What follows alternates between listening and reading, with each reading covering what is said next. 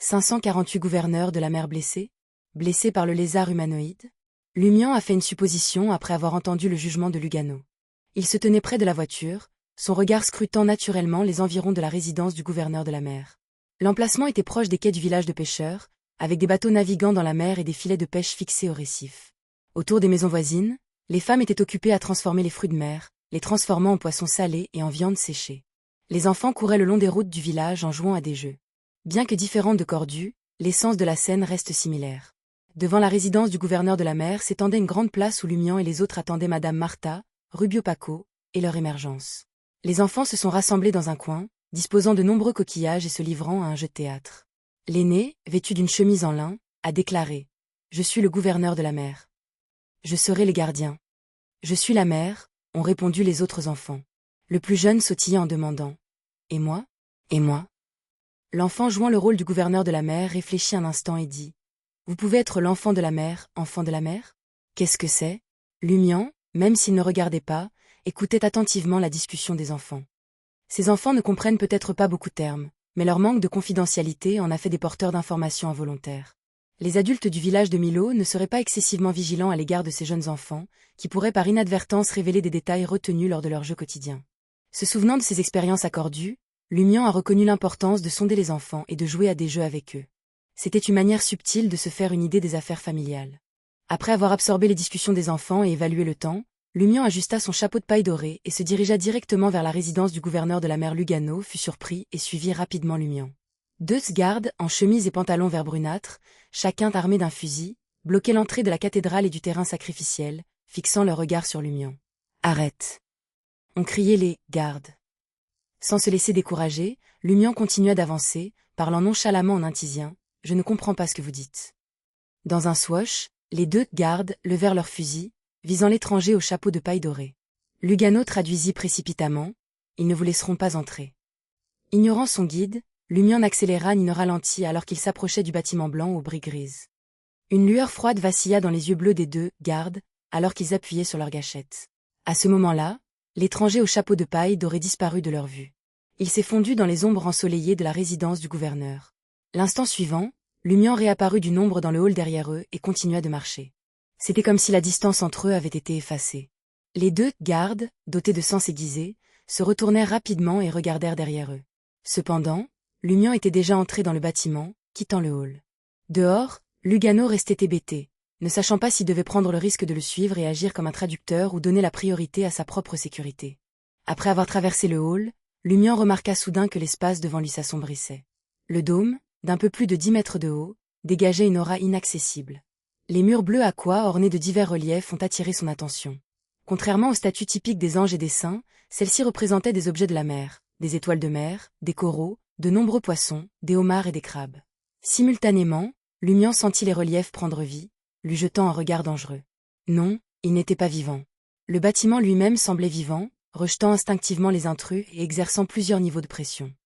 Les pas de Lumian devinrent instantanément lourds, comme s'ils étaient alourdis par des centaines de kilos de nourriture. Dans son champ de vision, Martha, la matriarche de la famille Paco, s'agenouillait en diagonale sur le sol, les jambes croisées. Rubio Paco se tenait à distance. Les deux servantes s'agenouillèrent également, le dos tourné vers le hall d'entrée, comme si elles ne voulaient pas regarder un certain personnage important. Juste en face du haut dôme se trouvait un tapis, en peau de poisson. Un jeune homme vêtu d'une robe blanche rétro était allongé dessus, se redressant avec ses coudes tout en observant tranquillement Martha. 4 autres belles femmes ont orné le tapis.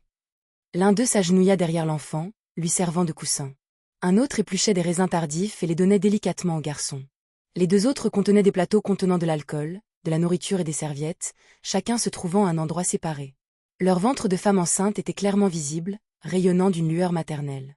Lors de l'entrée soudaine de Lumian, le garçon parut alarmé, se redressant et cherchant du réconfort dans l'étreinte de la femme derrière lui.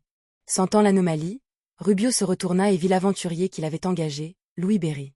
Ses pupilles se dilatèrent légèrement alors qu'il parla avec urgence en intisiant. « Pourquoi es-tu entré ?» Ce n'est qu'à ce moment-là que Lumian fit une pause et sourit. « Je suis un aventurier professionnel. Vous êtes à l'intérieur depuis trop longtemps.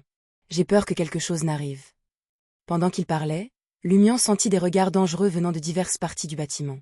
Rubio resta silencieux pendant un moment avant de dire « Ne vous inquiétez pas, attendez simplement que nous sortions dehors. » Très bien, Lumian rit, se retourna et entra dans le hall, agissant comme si les regards dangereux n'existaient pas. De retour dans le hall, il fit face aux 2 gardes et à leurs fusils sans leur jeter un regard en passant. Les expressions des gardes ont changé, mais ils se sont abstenus de tirer, permettant à Lumian de sortir de la résidence du gouverneur de la mer Lugano, poussa un soupir de soulagement, reconnaissant de ne pas être pourchassé par les habitants du village de Milo. Bien qu'il soit un Beyondé, affronter plus d'un soldat armé le mettait toujours mal à l'aise. Jetant un coup d'œil à Lumian, il hésita à demander pourquoi son employeur insistait pour faire irruption. Lumian s'installa à côté du conducteur de la voiture, rentrant ses jambes avec une pliée et l'autre étendue, permettant à son bras droit de reposer dessus. Après près de 10 minutes, Rubio Paco et sa mère, Martha, sont sortis du bâtiment aux allures de cathédrale. Rubio a jeté un regard profond sur Lumian et a dit « Allons-y. Le gouverneur de la mer a accepté de laisser ma mère recevoir un traitement à l'église. » Ce garçon est-il l'actuel gouverneur de la mer?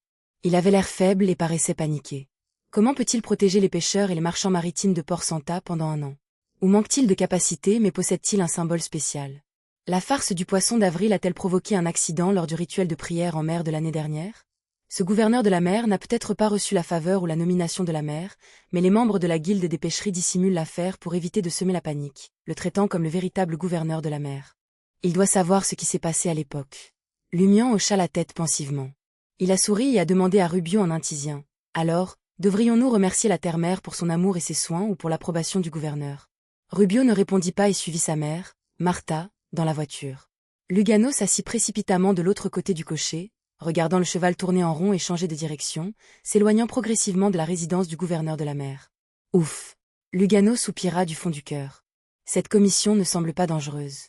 Hormis son employeur qui insiste pour faire irruption dans la résidence du gouverneur de la mer, il n'y a pas eu de surprise. Lumian rit et remarqua, c'est parce que je suis là.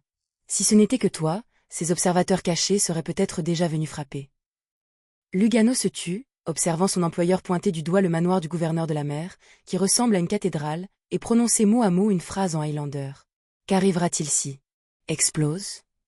Lugano frémit, les cheveux hérissés. Il jeta un coup d'œil au cocher étonné et informa son employeur en intisiant, vous serez probablement pourchassé par tout le Port Santa. Lumian sourit et détourna le regard, restant silencieux. Ce n'est qu'à ce moment-là que Lugano s'en est rendu compte. Son employeur testait quelqu'un. Sinon, pourquoi utiliserait-il le Highlander, une langue qu'il ne maîtrisait pas encore? Il testait les réactions du cocher et de Madame Marthe dans la calèche. En écoutant la conversation de Martha et Rubio, Lumian a remarqué que la mère et le fils parlaient à peine pendant le voyage, peut-être à cause de la mauvaise santé de Martha, avec des gémissements de douleur occasionnels. Alors que la calèche quittait le village de Milo, le conducteur a soudainement tiré les rênes, arrêtant les chevaux. Un vieil homme avec une canne noire était apparu devant la voiture. Avec des cheveux noirs et blancs, des yeux bleus comme la mer et portant des vêtements ordinaires de pêcheur, le visage ridé du vieil homme aurait pu tuer un moustique avec ses plis. « Moro » murmura le conducteur de la voiture, son expression tendue, ne sachant pas comment réagir. « Juanoro » pensa Lumian. Le président de la guilde des pêcheries et l'ancien chef du village de Milo Village? Soutenu par un jeune homme qui lui ressemble, Juanoro s'est approché de la voiture de la famille Paco avec sa canne. Dans la voiture, Rubio et Martha sont restées silencieuses. À ce moment-là, un revolver est apparu sur le front de Juanoro, pressant le museau froid contre sa chair. Lumian leva légèrement le menton et regarda le président de la guilde des pêcheries. Avec une expression calme, il demanda « Qui vous a permis de vous approcher de cette voiture ?»